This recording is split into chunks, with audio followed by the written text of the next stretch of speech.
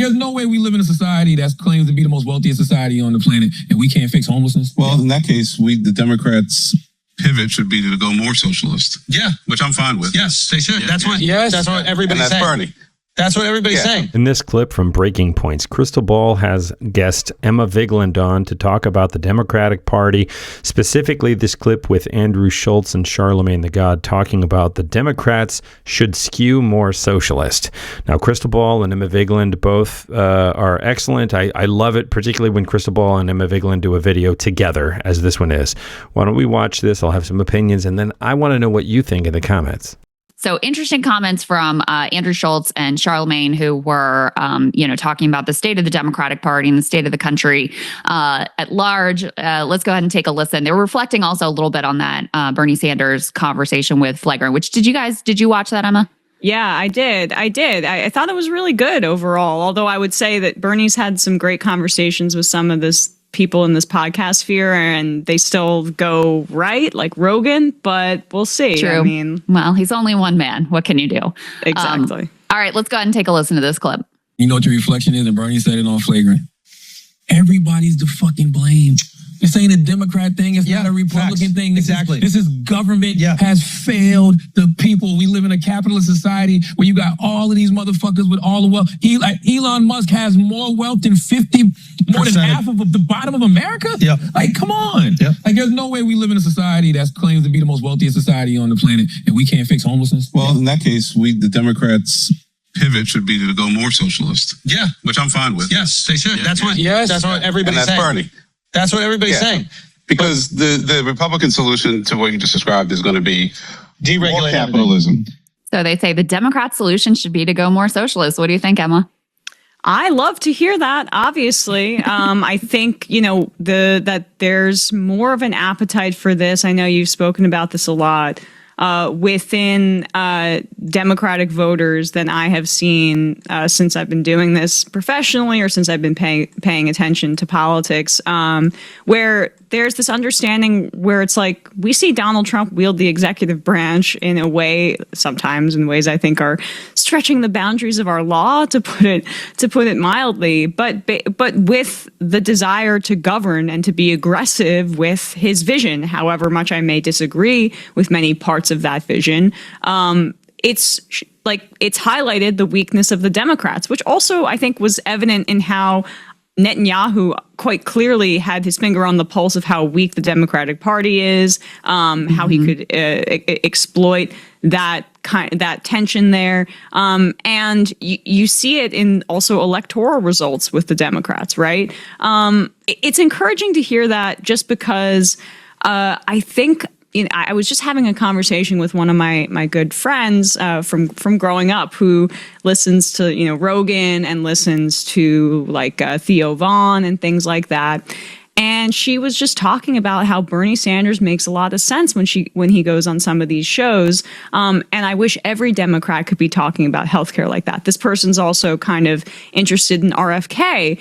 And you see how, with the right having success in certain areas, say, let's take RFK Jr. and Trump adopting him into his coalition, for example. There's this massive anxiety in this country that people have around the issue of healthcare. And it's not just because they're worried about getting sick. Everybody in the world has that concern. But it's because medical debt is the #1 cause of bankruptcy in this country. It's because you have anxiety that you're going to have to pay hundreds, if not thousands of dollars for routine visits to check if you're okay.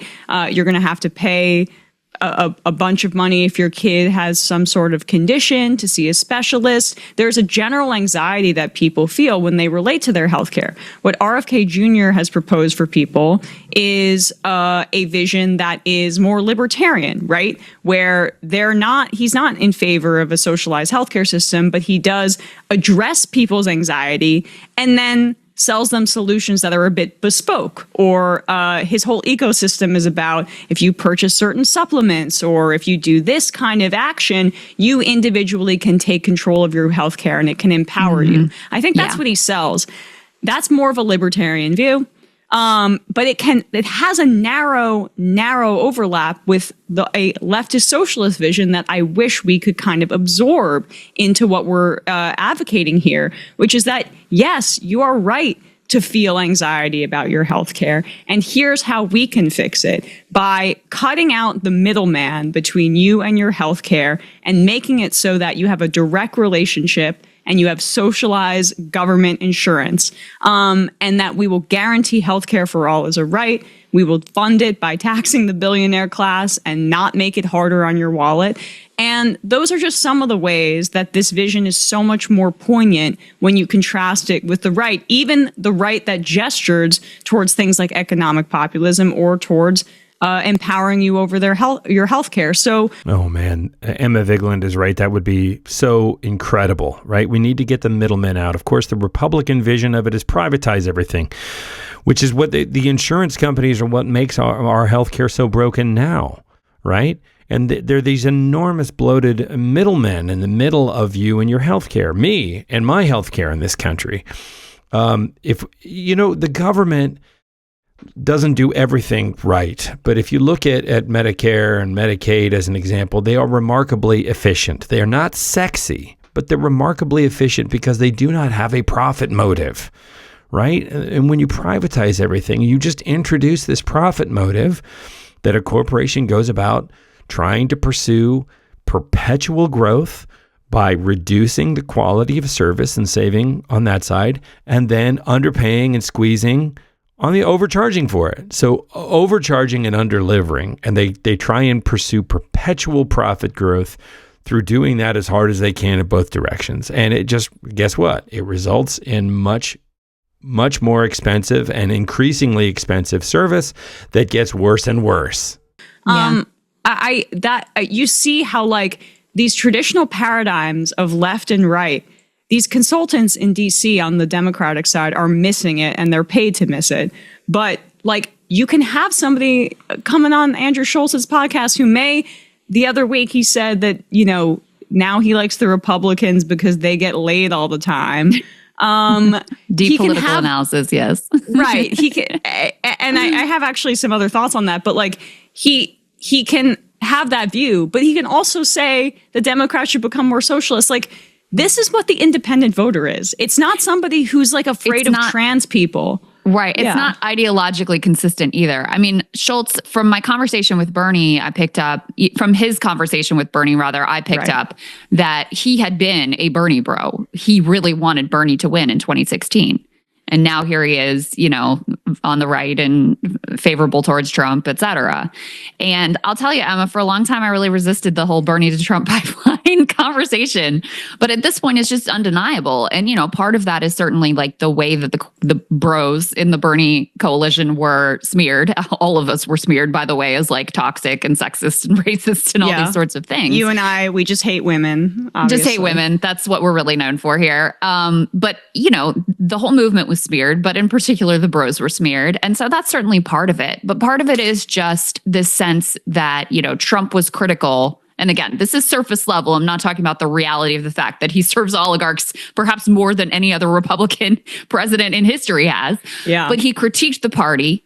He felt like he was a change and, not sort of in the mainline old school Republican Party. Bernie had that same like critique of the Democratic Party. And at a time when faith in institutions has been broadly broken, like you have to be a critic from the outside. And that's how you can end up with someone who's like favorable towards Trump, but is also like, hey, Democrats should try socialism. And I have to tell you, I think the biggest challenge, Emma, that we have on the left right now is getting people to have faith in any sort of possibility of a collective project. That's why the libertarian appeal of like, well, you can work out, well, you can better yourself, well, you can take these supplements. Sure, the world is going to shit, but here's things in your life that you can have control over. That's why that has appeal right now. And, it reminds me, I think it has historical echoes with like the 1970s, the back to the land movement, where people tried the 60s, like collective change. It didn't work out. People were getting assassinated and they're like, all right, well, forget it. We're just checking out and we're going to go live on like a commune in Vermont and see what we can individually do in our own lives, separate and apart from society. And I do think that there is a pretty healthy strain of that right now, where it's like, I just don't, where a lot of people feel that there isn't a possibility of meaningful collective action that can better everyone's lives. And especially when you talk about, these big threats that are coming, like, I think people are increasingly concerned about technology and AI and what that's going to mean for all of us and what it's going to mean for our kids, et cetera. Like, I feel that instinct of like, let me just go live in the woods and disconnect. Enclose. And like try to protect me and mine and whatever. Like, I understand where that instinct comes from.